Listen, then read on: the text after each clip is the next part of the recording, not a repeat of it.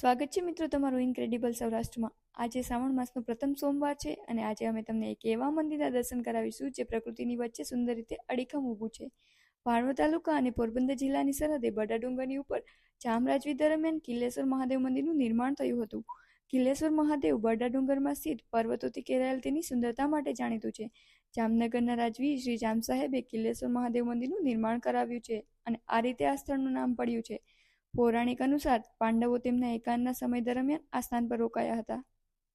શ્રાવણ માસમાં શત્રુશલ્યસિંહજી દ્વારા મુલાકાતીઓ માટે ભોજન સેવા પણ આપવામાં આવે છે। બડા ડુંગર પર સ્થિત કિલ્લેશ્વર શિવ મંદિર પાણીના તળાવ, કિલ્લો, કુદરતી પાણીનો ધોધ, ડેમ અને જંગલ વિસ્તાર જેવા વિવિધ પ્રવાસ સ્થળો માટે પ્રખ્યાત છે। મુખ્યત્વે આ સ્થળ શ્રાવણ મહિનામાં પ્રવાસીઓ માટે ખુલ્લું હોય છે અને આ સ્થળની મુલાકાત લેવાનો આ શ્રેષ્ઠ સમય છે।